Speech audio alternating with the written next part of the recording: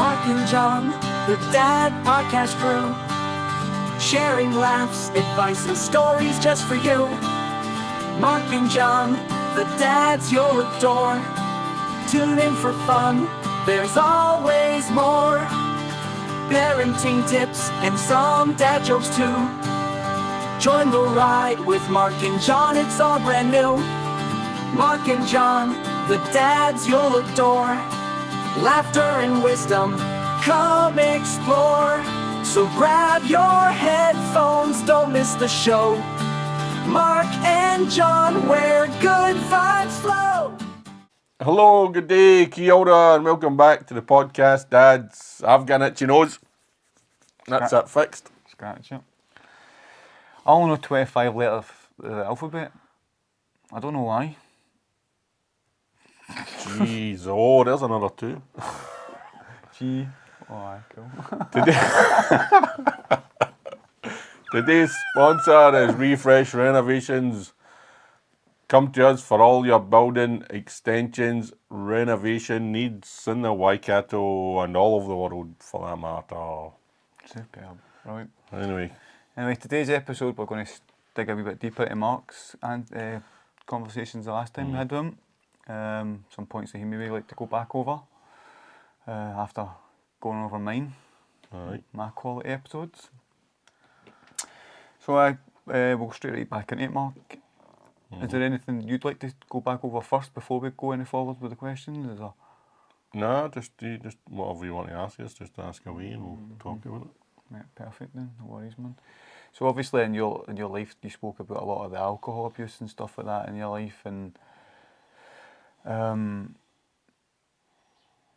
was that something that you always knew your mother? Is that something you always could relate to her?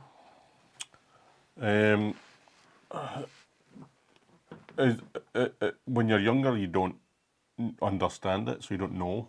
You'd either see my mum with a drink, and it's not until you start getting older, you start realising that, like, it is, yeah, she is, drinking alcohol first thing in the morning, and that's, all day, and then, like, because, like, even, my gran and my papa, they drink as well, my papa lived on drink, that's all he did, and then you start seeing the negative reaction that can have, and so that's when you realise that it's a problem, and like with the alcohol in my family anyway came the violence, and that was the big thing, that's the thing that I noticed, and it was maybe that was the the contributing factor of getting beat up, was the fact that she was consuming alcohol, and maybe the alcohol was there as a mask to hide something else, and the troubles that they've got in their life, but we all know what effects alcohol can have on you, and I believe that the alcohol definitely played a fact in getting beat up. So you talked there about having some problems and that. Did you ever figure out what problems she was fighting, or was that something No, she never really spoke about it, she did tell me one thing, that she said she was indecently, like somebody flashed her cellar when she was young. Right, okay. Somebody came and knocked her door and flashed at her and stuff like that, and as a young kid, that could affect you and stuff like that. And that's maybe why she, my mum was very defensive and stuff, and and that could be partly that. But again, I sadly can't ask her any of these questions to be able to figure that out. But Definitely that would affect you. So, but again, it's, I don't know if it's I'm not using it saying it's an excuse, but is there any excuse for the behaviour? But stuff like that isn't nice. You know what I mean? So well, alcohol is used as a tool for lots of people, and that's the thing is, it's like drink and drugs are all used for people to get out of their own head.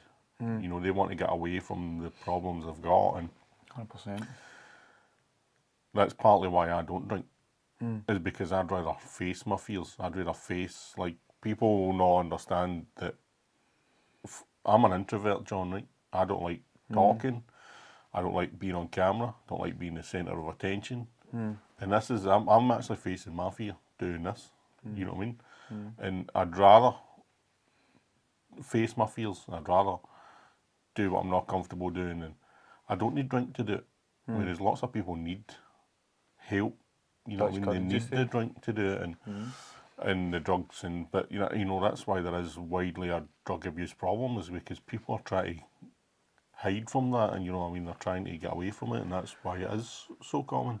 Aye, man, big respect for that and for talking it, because your comfort zone, and I appreciate that. And people do, they do the drink and stuff like that, and to get like escaping That's the a means of problem. escape. That's a good way of putting it. Aye. But but the thing is, that escaping for a short time, because the problems are always there when they come back to sobriety or whatever. I mean, the problems are still there, That's it. unfortunately. And not only are they still there, generally they're worse. Generally they grow legs and arms, and they get bigger. And instead of dealing with these problems as soon as they arise, they wait till they're too big to be able to tackle them. And manage it. And then that adds to the problem that they've got, you know, instead of facing it at the early stages. It compounds it, doesn't it? Definitely. No, thanks, Mark. You spoke about as well, like your mum was worrying about you leaving her. Mm-hmm. Do you think that was it? Would you think the reason was that? Was there some sort of separation for her as well? Or Well, the thing about the podcast, John, is it's all about talking, isn't it? People don't want to be alone. Yeah, and so I fully understand that with my mum, but she again's probably isolated herself, one with her actions, and Agreed. and then she created her own environment for us to be alone herself, because no matter what we do, is like I always tried to build a bridge. Like before I even came to New Zealand, I tried to, and we'll talk about the coming to New Zealand part, and I'll keep some of the stuff out for that part. Yep. But I tried to build a huge bridge between my mum and I before we came to New Zealand, and I took her to my Uncle John's birthday, and for me that was massive, you know, like, because you would not talk for a number of years and stuff, and I made the effort to take her and, you know, spend the day with us, and you know, my wife and my daughter, and I took her down there, and my Uncle John just fed her drink the whole time, and she got so drunk she fell down the stairs, and she actually tried to grab onto my daughter to take her with her as she fell. Yeah. And for me, that, like, I watched my mum's lifeless body falling down all these stairs, and my first reaction was like shock that I'm watching my mum tumbling. Yeah, but of then course, the second part of that was what you spoke about earlier, was the anger. I got angry, and one, I wanted to choke my Uncle John for feeding her a drink, because he fed her the problem. Yeah, I agree. And then at that point, at that point, the relationship was completely almost broken. And I remember, you know, I took her home, and I just left her on the pavement at the side of the road. I didn't even take her in the house. I was absolutely disgusted with her behaviour, and, you know, and as you said, when you drink, people's true feelings come out. And my mum says a lot. She used to say lots of really hurtful things. And as you said, the truth comes out, and you're like, my mum used to always say stuff like, "Oh, I wish I got you aborted," and all that, and that wasn't just once, that was constant. She used to say it all the time, you know, and you're like, did she really mean that? And like, you know, like, you know, that's horrible, a horrible thing for any parent to say to their kids, and you know, and like my mum would make phone calls and stuff, and she'd phone you, and she'd, you know, you like obviously didn't want to answer it. And she'd leave that as a voice message, and you'd listen back to it, and you know, and then she would wonder why you didn't go and speak to her. Like, she'd wonder why you, like, you know, like, you never went to visit and stuff like that, and like, you know, yeah, and this stands out as well. Like, my mum phoned us one day, and again the voice message was like, she said, "See if I had a gun, I'd shoot you." You know, and you're like, Awful. like. So people, one of the questions people always ask me is, why don't you drink? Well, I can be a pain in the ass when I don't drink. I just think of myself as how much a pain in the ass I would be if I did drink, and I don't want to be them. I don't want to be that. I don't want to be that person. So I try. And we're back. Sorry about that wee interruption. It's all real life stuff, so it's pretty difficult to talk about. But we're back anyway. So sorry about No, total that. respect. Anyway, so let's go, John. Total respect, Mark. We're all talking about different things, as you said, so it's going to get... Anyway, so you were saying about questioning if she was meaning the things your mother was saying, because she did have the two both sides to you, as you were saying, didn't you? Well, like, you can't really answer that question for someone, but there definitely was the two sides to her, you know, and like, you know, because you don't know if the alcohol's talking or if it's she's talking because of the alcohol, you know. So these are all the questions that you wish you could ask, but you can't, you know what I mean? So like, so that's difficult anyway. And so like, sorry, but where we ended last was, you know, like, you know, my mum fell down the stairs, and it kind of, it put a massive dent on our relationship, you know, like, and her life became strained then because she was very dependent on alcohol. She became very dependent on alcohol, and you know, you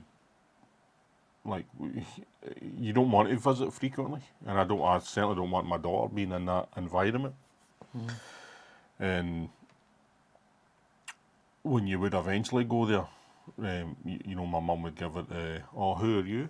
She'd like peek through the door and she'd be like, "Who are you?" And like, you know, it was psychological, but you know, she was doing it deliberately. So I used to say, "Oh, can I come in?" And she's like, "Oh, aye." So then she'd open the door, and I said, "Oh, can I get in?" Because of the bags of guilt. No, because she'd leave all the bags of guilt in front of the door, and No, emotional baggage. and but like, and it was never. You can feel, like, I'm not that type of, I've got that personality type where I can feel the tension. You know, you go there and you can feel an atmosphere, and it was just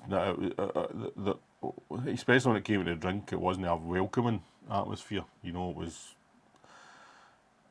and I just wanted to leave. You know, well, you obviously try and stay there as long as you can, but as long as you can manage, and then you have to leave. You know, you got to go, right. Well, that's That's us, awkward, we're isn't away, it? and And it so, shouldn't be that way, and that's No, that's the that's it. frustration as well. You're getting up there to see her, but that kind of that guilt is put onto you, like, "Oh, I've seen you," but the reason you're not there is because of their behaviour.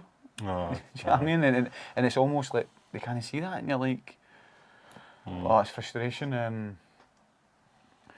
So obviously there was a lot of tension and stress there as well. like, I mean, obviously, well, what happened in the past didn't help, you know, and the fact that my mum did have two sides to her was like, you know, you never knew who you were going to get Yep. when you did, and like, you know, like, I had my mum's name on the phone as Poison Ivy because Gosh. she was she had a really poisonous nature to her, you know, and when I first met my wife, my mum set out to split us up, and so like, she'd take you aside and she'd be like, you know, you're too good for her and all that, and you know, like, you know, you know, you can do better than her and all that, and I'm like, but it's my choice. I'll make that choice. Exactly. You don't have to make that choice for me. And then when my mum saw that she wasn't getting through to me, she went to Sandra, and she did the same. She was like, you know, like, "Oh, you're too good for him and all that, and he's not good enough for you." And then my mum would tell her stories and stuff, and and you know, it's try to poison, you know, her again, and you're like, you know, that's not something your parent does, you know, your parent, and that, again, I wrote this down recently, and that I probably only realise it now that's my mum was trying to control me my whole life, you know, and that's the methods that she used to control us was all like, you know, like all these things, you know, so. Because it spoke about, it's like when you're kids and stuff like that, they've got that control as well, and they've got that power over you. And as you get a bit older and you're starting to make good decisions for yourself, they're kind of losing that control into it. And these techniques, as you were saying, it's just trying to draw you back and try to have that control over you again, you know. Aye, that's it. I mean, like I want my daughter to be the best form of herself that she can be, and I want her to be successful and stuff like that. And I'll always support her and stuff, but like they've got to go out and learn their own lessons and stuff, and they've got to, you know, like as I say, you've got to fall to be able to get back up and Agreed. you know, 100%, and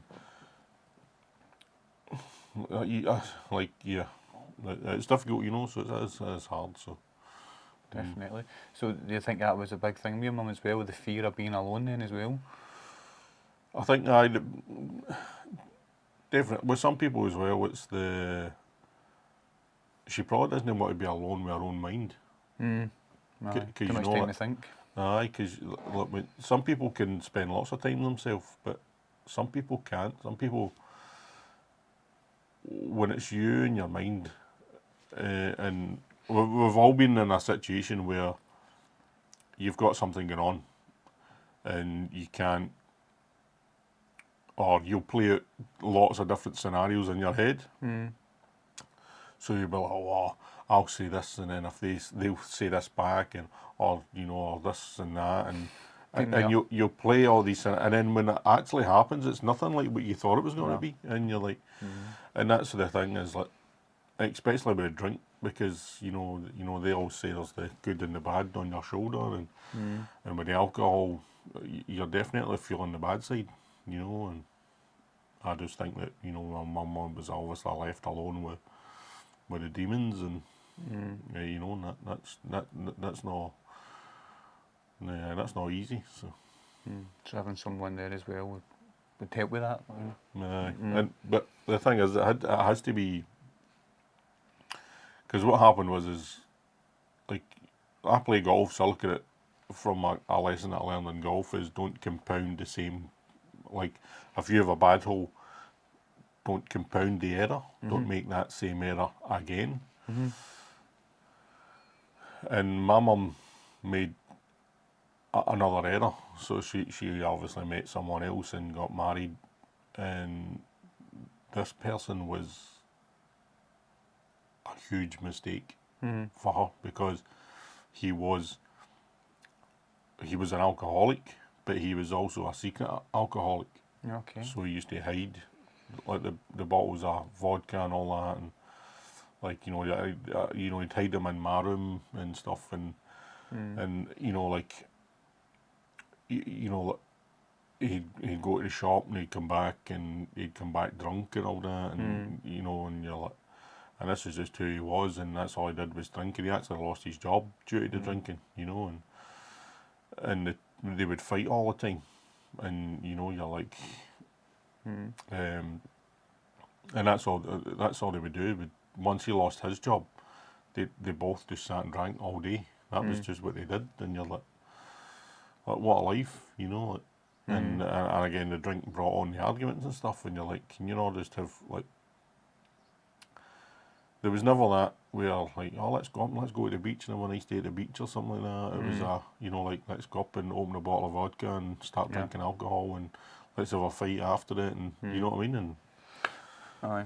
I think it's just like when there is a problem with alcohol, and again, I've never been in it. I'm just my opinion. It's the constant hangover, and it's like waking up the next day, and like you have that drink again to kind of battle that as well. You know what I mean? It's that, as they call it, the head of the dog or something. The kind of the curer almost. I mean, that's what they call it, that, as a curer. so what kind of relationship did you have with him, Danny? Did you try? Like I tried when I first met him. I tried, and I remember I told him something in confidence, and the first thing he did is to was to go and tell my mum, and that was then you knew that you couldn't tell him anything, and you know that was massive on our relationship straight away, you know, and then I noticed that not only was my mum controlling, he was as every bit as controlling. Just the same, aye. But he was one of these storytellers where he would tell a story and it grew arms and legs. So like, you know, and you're like, so like, you know, like it's like the William Wallace, you ever heard that? You know, everybody watch Braveheart and they talk about, you know, William Wallace was 13 feet tall. And, Oh, aye, damn. you know, and that's the kind of thing is people make stuff out to be bigger than what it was, and that's what he used to do was he'd make this stuff out to be more than what it was, and you're like, you just made a mountain out of a molehill, you know, and I just that's not a life I wanted to lead, you know. Yeah, it's actually a shame you meet lots of people in life like that they say they don't like the politics of life or they don't like, but they're actually the ones that are the worst storytellers. They're the ones that they thrive in that environment, you know. So. You talk about trust as well, is at that age as well, that's all you're needing, isn't it? You need something you can find and they broke the trust straight away, that's a relationship. Aye, that's it. I mean, lots of things are built on trust, and you know that was that. That bridge was set alight real quick. So. Aye, so obviously with that experience with drink and seeing what it does to people and living that life, and obviously that was a big reason why you don't drink as well, so. I definitely, you know, I've had a lot of things happen because of the drinking and you know, like, you know, I've watched all my family do it, and when you watch them, they're all pretty much the same. It's all the violence. I just think to myself, well, if that's what they'd all like, you know, then I'll be the same. And I just didn't want to be that person. I was like, you know, I don't want to do that. I don't want to be the same as them. I want to be. And again, I looked at the positive influences in my life. You know, like I call him Uncle Tommy, but he's like a family friend. And he wasn't. You know, like he was an electrical lecturer, and he always had a nice new car, and he bought a house, and you know his life was in order, and that was a massive positive influence in my life, because I was like, that's what I want to do. I want to have a good life and be able to do the things I want to do, and you know, I want to get out of this situation, and and I'm lucky I had him in my life to be able to see that, because I probably would have went down that same route as everyone else. Like, you know, like this is just what you do. It's easier to be drawn into that life, isn't it? Because like it's like sink or swim, and him being there, it showed you what life can be like, and with a bit of planning. Because as you said there, that's a key word as well. So I know, thank goodness for Uncle Tommy. Aye, because as well, like you obviously saw a lot as well with the drink and stuff like that, and that's something you obviously wanted to protect your daughter from as well. You know what I mean? Well, because we've already spoke about, like, we're a byproduct of what we see, and I feel like because I've gave my daughter a nice environment to grow up in, and she's not seen that side, then she's never experienced it. So hopefully she'll lead a similar life. You know, I don't mind if she has a drink of that, and you know, like, but at least she'll not see the abusive side that we had, you know, like, so, and you hope that, you know, like, she'll go on to do what she wants to do in life, and Listen, no, she's not had that experience. So. You're 100% right, and you breaking that cycle with the alcohol and that, because she can see that you can have that drink and no have to be like that, because we drink, again, with anything in life, done in moderation, it's perfectly fine. It's when the drink's in control of you that that's where the problem comes in, and the negative side of the drinking, because as you say, there's nothing wrong with having a drink, and we're not slamming anybody who does drink. I mean, it's... No, definitely. I don't have, you know, obviously, the majority of people do drink, and I don't mind. It doesn't bother me in the slightest. You know, I go, you know, away, and you know, the guys have a drink and all that, and they're enjoying themselves, and you know, like I enjoy being in their company, and you know, watching them, and I'm still enjoying myself, you know what I mean, but they're enjoying themselves the way they want to enjoy themselves, and I'm enjoying myself the way I want to enjoy myself, you know what I mean. Aye. It doesn't bother me, because you know, you can have a good laugh, and it's, you know, it's fun, sometimes fun watching them, you know what I mean, and, Aye. Other you know, and antics. it's good that way, you know what I mean. So, No, it's good that they see that you can come without drinking, because we spoke about before the amount of things people think, oh, I'm not inviting them, we don't drink or whatever, but no, so that's good that you still got that. So that's good that you can you've broke that cycle with the drinking and stuff like that, and your daughter has got you, because that's the thing as well, when they've got that different experience from you, that they can see that they've got your support as well and stuff like that, and you know, with you being compass maintenance, I mean, and being involved with your life as well, because when people are drinking, they're not fully engaged in their kids as well, you know what I mean? I mean, you can make rash decisions as well, you know what I mean, and I like being in control of the decisions that I make, so. No, definitely with a clear, sound mind, and building for the future, isn't it? Because that's what we're doing. We are stepping stones almost for our kids. I mean, to Well, that's again, well, like I've spoke about it. I'm not sure if I spoke about it on here, but like I talk about, I'm building my daughter's legacy. I'm building the foundations for her to have a platform to do great things in life, and at least she'll not have the stress that I've had, because I've had to build everything myself. Like I've had to do like, as the first in my family to buy a house, you know, and then obviously moving to New Zealand was huge. No one understands. See, if you've not done it.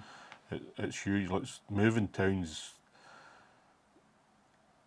it's not even in the same spectrum as moving to the absolute opposite side of the world. We're literally couldn't be any further, to be fair. we're the furthest point away that we can, and it's not until you arrive here you realise the enormity of what you've done as well, and you know, and we've came to the other side of the world, we've gave it a go, and you know, like, I feel like I'm doing a good job, you know, like, you know, I've come on massively since I've been here, and I can see lots of positives, you know what I mean, and Definitely. you know, so. And that's a good thing as well, because see, at the end of the day, people will judge us, but see how we look at ourselves, how we see ourselves, and that's the most important thing, how we see ourselves. Now, it doesn't matter what anybody else sees, because only you know your story, you know what I mean? You know how far you've came along, you know? But even, you know, life goals don't need to be big. Like, I saw, you know, you see these things on social media and stuff, and I saw one where it was an empty room, and then the next picture was just a mattress on the floor with a TV, and you're like, and they're like, that's, oh, we've now got a mattress and stuff, and that's something you've achieved, you know, like, if you've got, even getting your own house is a massive step, and it's as you said, progression in it, and it's all these small things, it's all, you just want to keep going, you want to keep going forward and stuff, and you also, you need to understand that you do go backwards in some points as well, but you've still, it's like, when you sink into the mud, sometimes you've got to find the hard ground to be able to go forward again.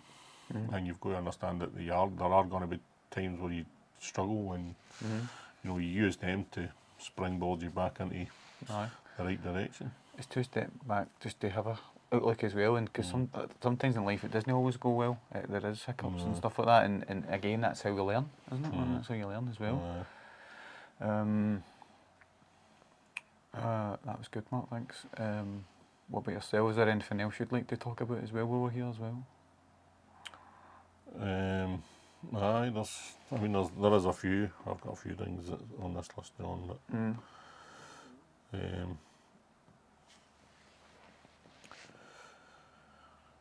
one of the other things is, like, you know, like I was force fed as a kid, and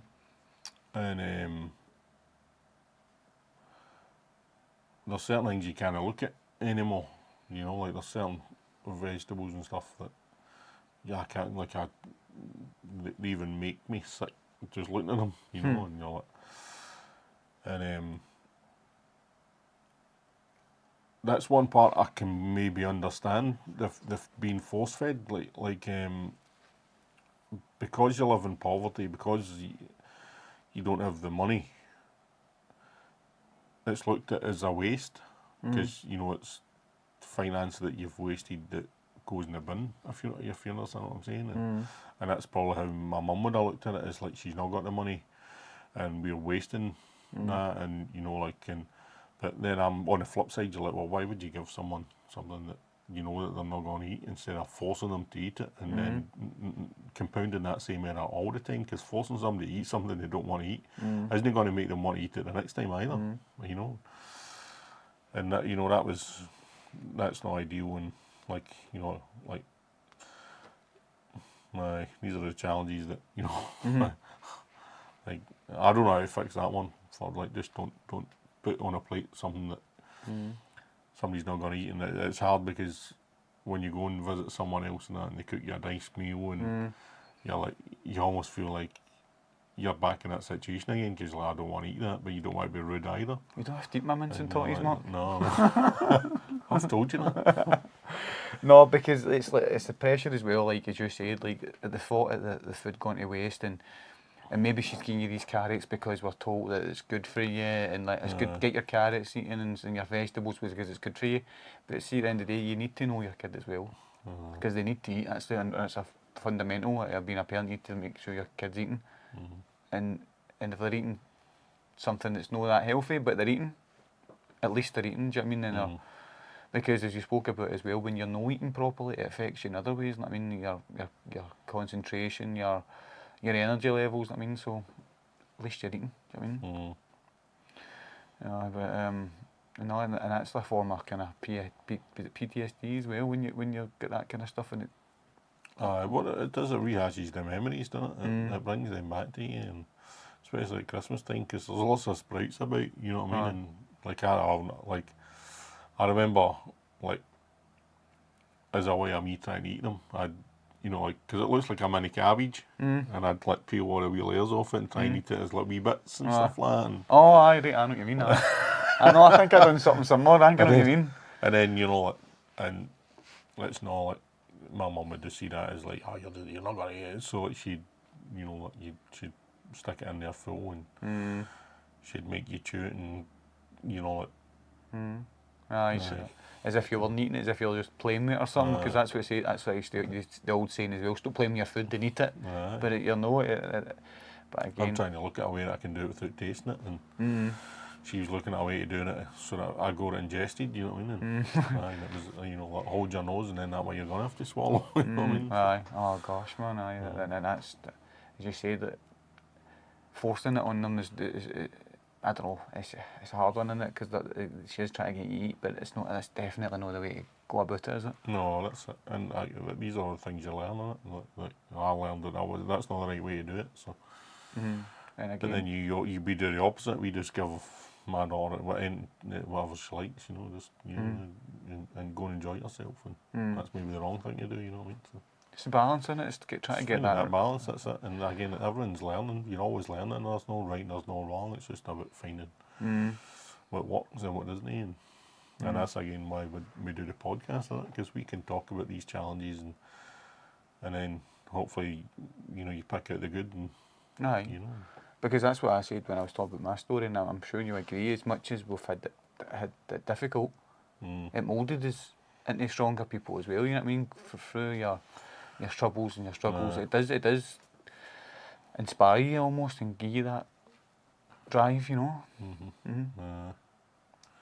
Because like you talk about your daughter's legacy as well, and how you want to support her as well, but it'd be good for her to kind of just learn her own ways as well. You know what I mean? But again, and that's why I call the podcast dads, because at least she's got a mum and a dad that are both here for her. You know, we're both here. Like you know, like, when I was being abused by my mum, you know, like, you don't have anywhere to turn, John.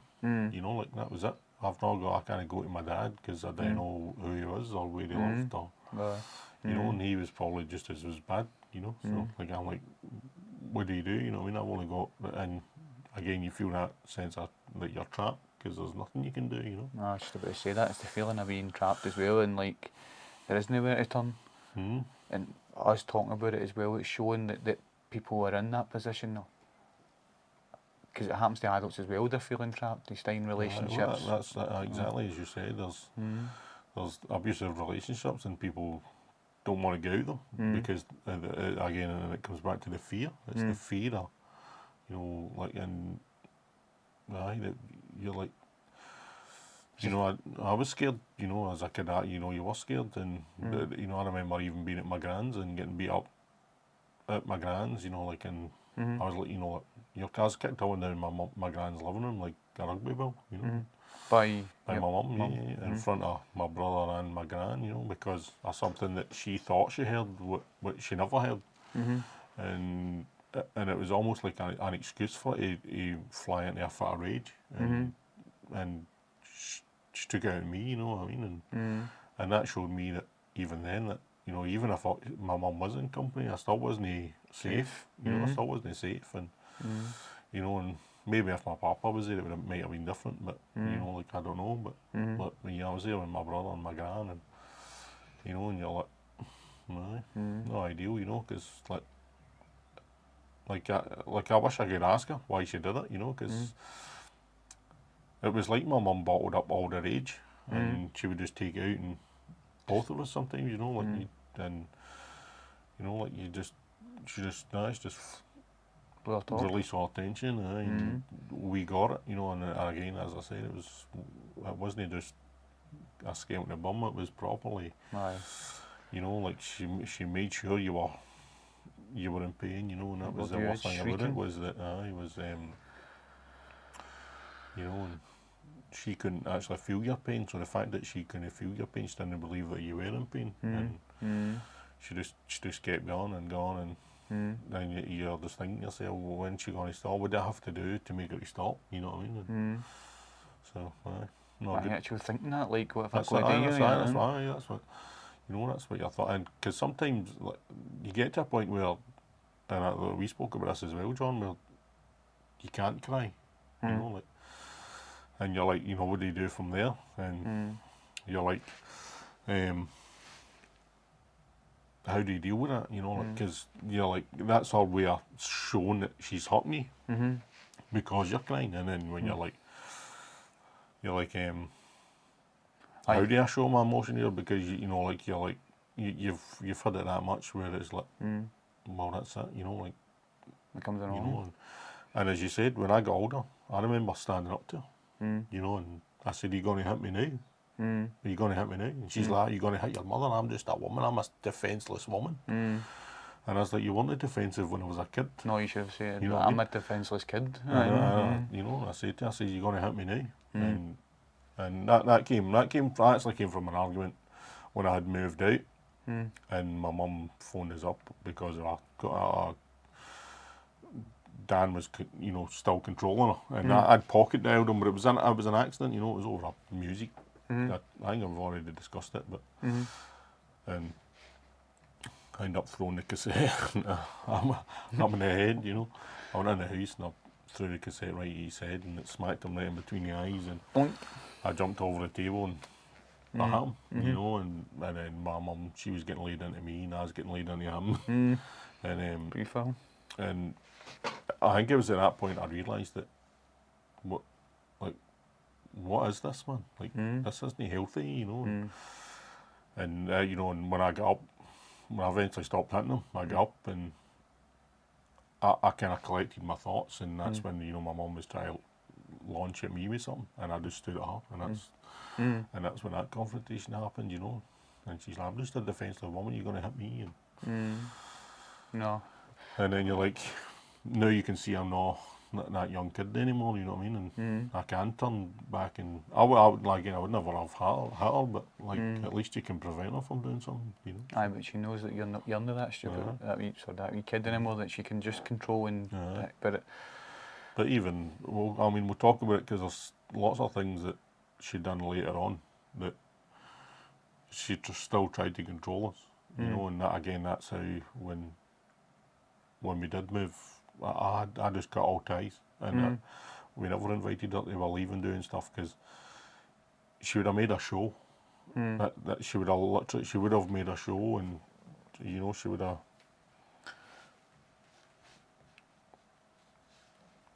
have definitely have Made it about her.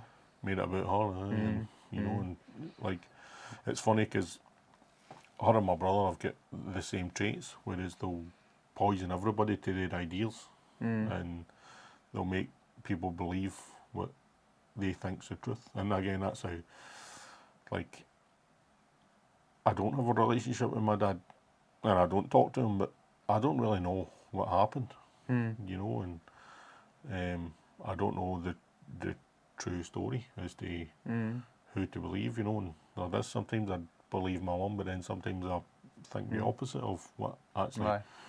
you know, like, because if she was like that with him, I couldn't live in, if that was me and my wife, I couldn't live in that environment. I wouldn't, you know, like, I wouldn't want to be with somebody like that either, so.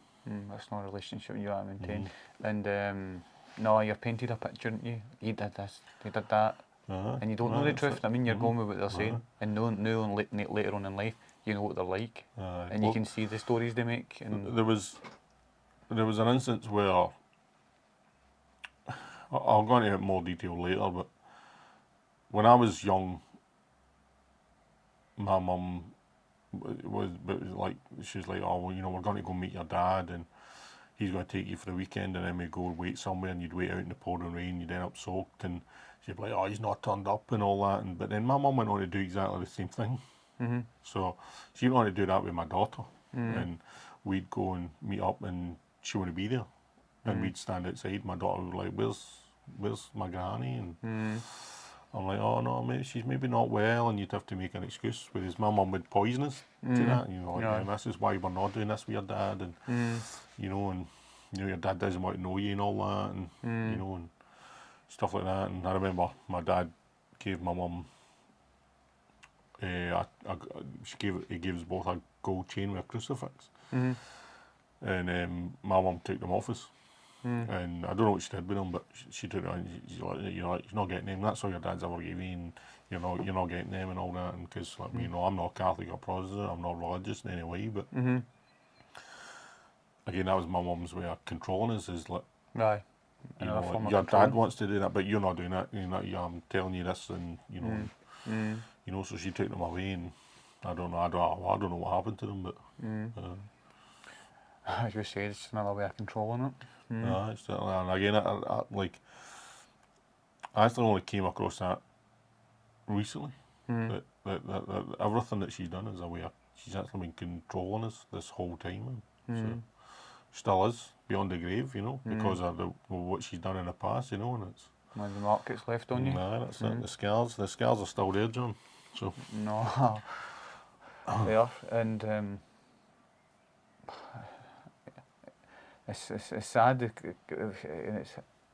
and we talk about learned behaviour and stuff like that, but for me, she could have broke the cycle. I mean, she could have, it didn't take any effort to be like that, do you know what I mean? And obviously maybe, again, talking about education, and she didn't know how to be another way, and that's how all she knew, but surely she must have knew that wasn't right though, but do you know what I mean? But that's, see, I like what you say there, John, because it's very easy to criticise. Lots of people criticise, but it's just as easy to be complimentary as well. And it's easy to say, oh, you did a great job there, and oh, that's nice, and oh, that's great that you're trying something different. And people are really, really, they find it really easy to criticise, but they find it really difficult to do the flip side of it.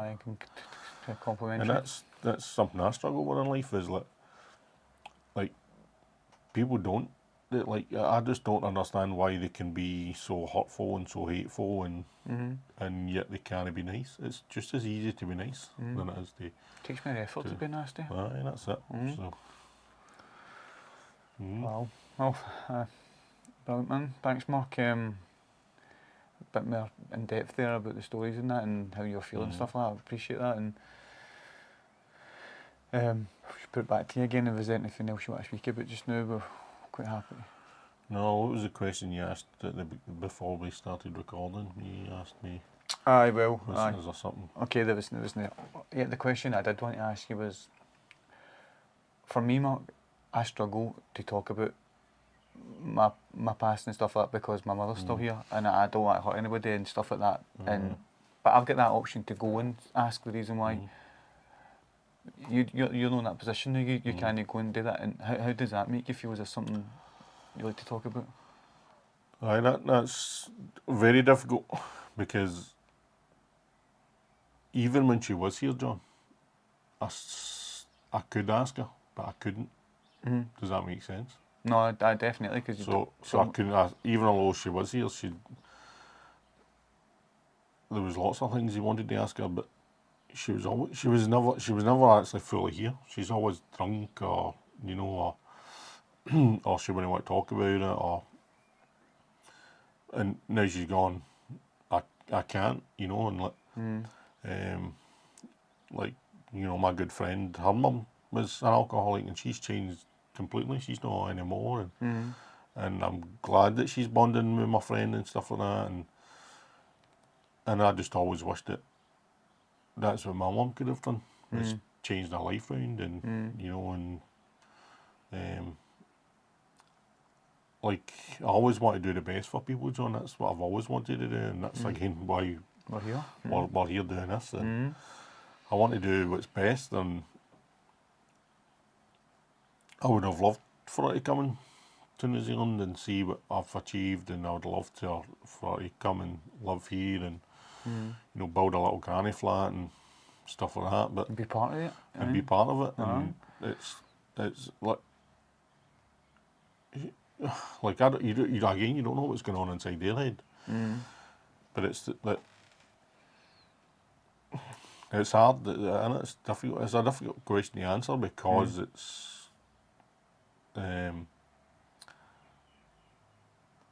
I just think of the feelings that I've got sometimes, and sometimes you push things away, and I'm trying to think of the way to word it, but it's self-destruction. You hit that self-destruct button, and you have to plug yourself back in. You push people away because you don't want to get hurt and stuff. I don't know, but you hit that self kind of destruct, and you That shield then. Maybe that, I don't know, but I would like to have seen her change, but she never. And you can take the horse to water, you just can't make it drink, and that's all she wanted to do was she just wanted to drink, and that was her thing, was just drinking all the time, and it wasn't like that. I'll never forget the last conversation I had with her, because I always tried to make a bridge, and I phoned her from New Zealand, and we're obviously 13 hours time difference, so it's at the opposite end of the day. And I phoned her up, and and she was like, "Oh, what is it?" And I'm like, "Oh, I'm just phoning to see how you are and all that." And I think it was her birthday or something like that. And she's like, well,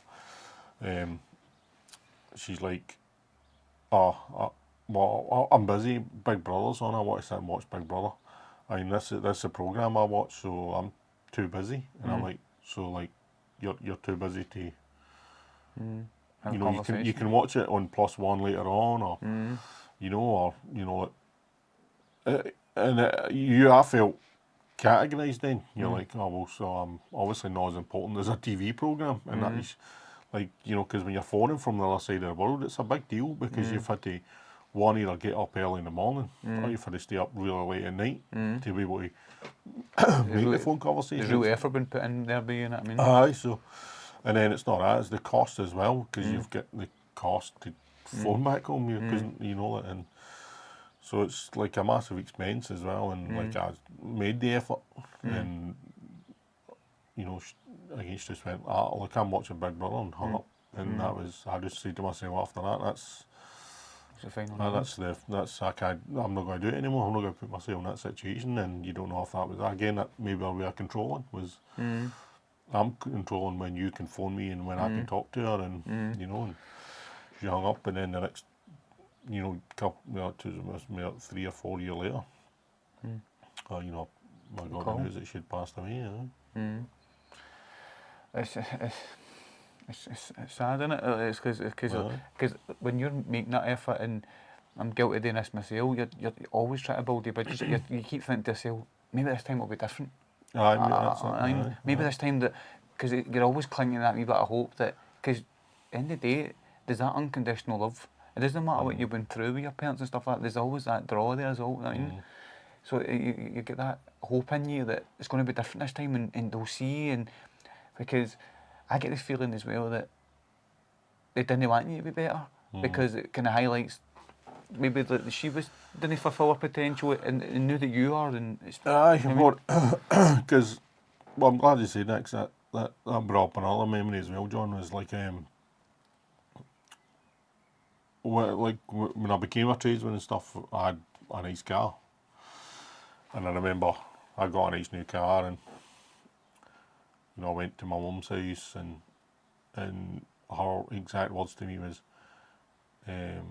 I'll swear, and hopefully, you know, we'll bleep it out or not, but she said to me, I swear, come on, it's fine. she said, who the fuck do you think you are? And I was like, what?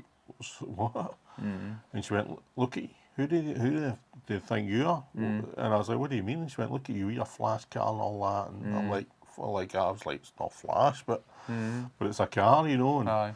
It's flash in comparison. And look, that's what, because I'm like, I love cars and all that, and you know, like, you know, I got a car I wanted, and I was proud of myself because I've had achieved that and all that, and I, you know, modified it and stuff and made it look the way I wanted it to look, and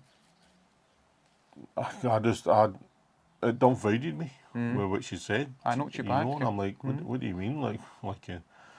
Who do I think I am? Just because I've got a nice, like, you know what I mean? I'm like, instead of being proud of you achieving something, I was like, what kind of ways that to look at stuff? And again, I look at everything now, and that's why I feel I'm really defensive, because I feel like I'm always waiting for criticism, and I'm always having to defend myself because of stuff like that. And that's, you know, that's that whole, you know, like, to hear that for your, like, it's just stupid, innit? You're just looking for a bit of recognition, a bit of well done. Share, you want to share it with them. Do you know what I mean? You're not there to show off or anything. No, but I never even mentioned, the thing is, I never even mentioned my car. You know, I wasn't going there to show off or anything. I just pulled up outside and parked it up, and she obviously saw it, and that's the first thing she said, and I was like, what a welcome that is, you know what I mean? And what a great conversation starter that is, you know what I mean? And I was like, well, yeah, all right, then that sets the tone for this visit. You And know? it's not that as well, it puts you back into yourself, but you're like, well, I'm only here to kind of, whatever. But I hope you don't mind, Mark, we sharing this story as well, because it's something similar to that as well. I was actually, my wife was expecting a third kid, so everything was happening at once. When the child was being born, I thought, oh, let's go and get a bigger motor, because we had a bigger car, more family. So I did, And I'd lucky I'd got a promotion in work, so I was buzzing. I was really like high in life, and I was telling my dad about it, and I was like, oh, I can't believe I need to go and get this car, and I'm starting this new job, I'm getting stressed out, and Deborah's pregnant, and he just turned around and went, look at you, Mr. Biggie. And I'm like, again, so I can totally relate to that. You just literally going in yourself. It actually takes all the joy out of what you're trying to share. I mean, so I totally understand that. And you're not there bragging. Like, the thing is, you're not there bragging about it. But as a parent, like, you want to, like my daughter come home, and she was, you know, when we first came to New Zealand, she came home with a wee certificate and all that, and it's like a wow, dead proud, and you know, you're filled with, overjoyed by happiness because of the achievement that they've made, and the buzz they've got about them, and the encouragement you're trying to kind of push on that. I mean, you're like, you know, and you're like it's hard when you've not had that as a kid, you know, and we'll talk about other stuff as well later on, but again, like, when you've came from that negative environment your whole life, it's difficult, isn't it? You know, like, it is difficult, because one of the things we'll talk about is it's hard to accept a gift.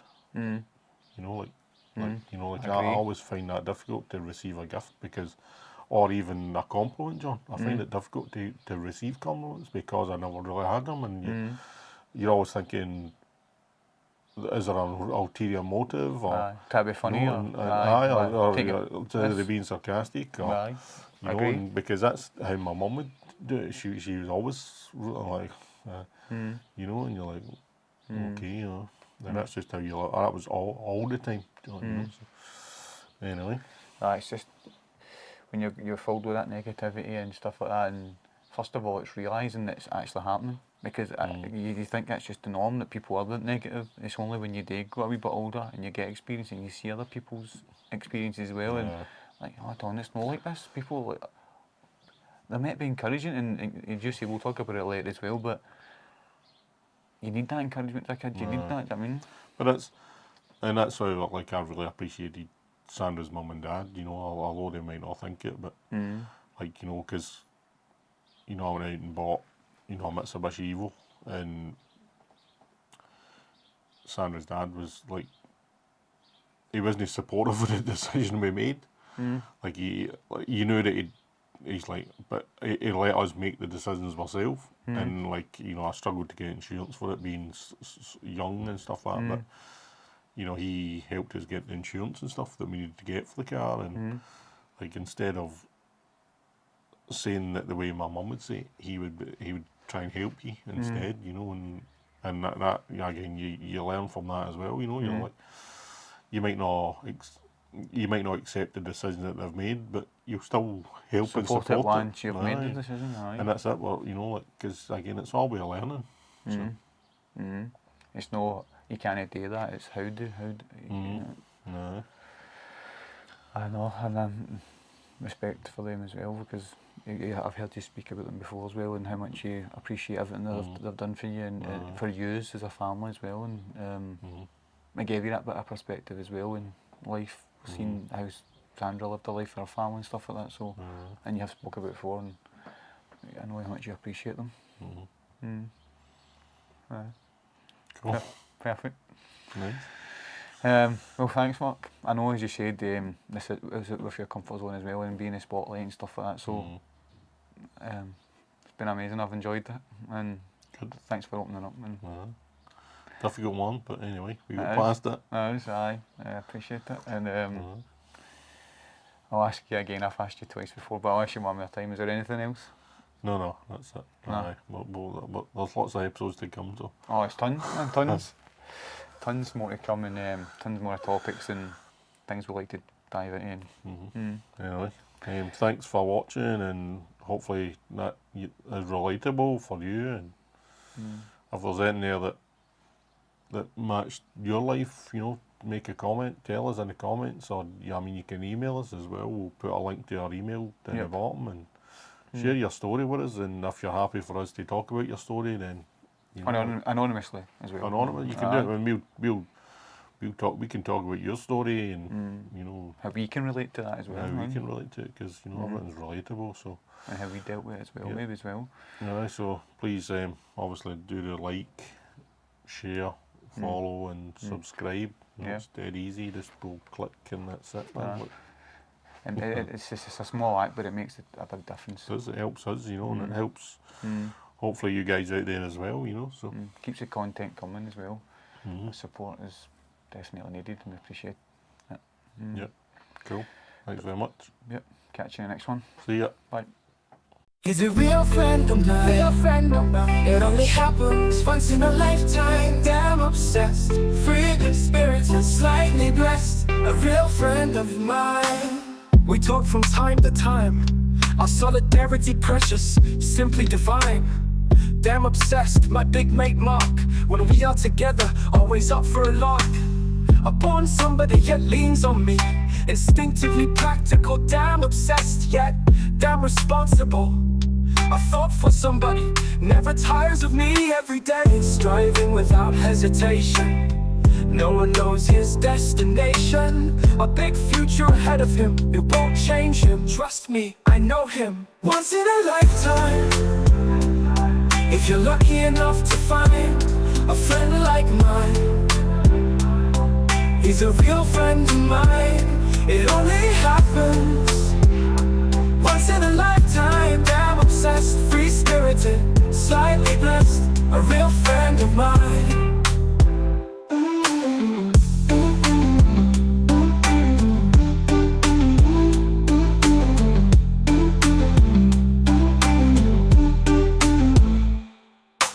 from time to time, we talk from time to time. Our solidarity precious, simply divine. Damn obsessed, my big mate Mark. When we are together, always up for a laugh. A born somebody yet leans on me. Instinctively practical, damn obsessed yet damn responsible. A thoughtful somebody, never tires of me every day. Striving without hesitation, no one knows his destination. A big future ahead of him, it won't change him. Trust me, I know him. Once in a lifetime, once in a lifetime. If you're lucky enough to find a friend like mine, a friend like mine. He's a real friend of mine. It only happens once in a lifetime. Damn obsessed, free-spirited, slightly blessed. A real friend of mine.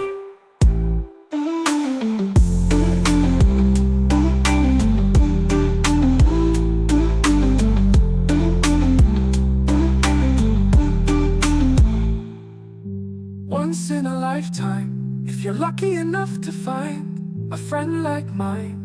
He's a real friend of mine. If you're lucky enough to find a friend like mine.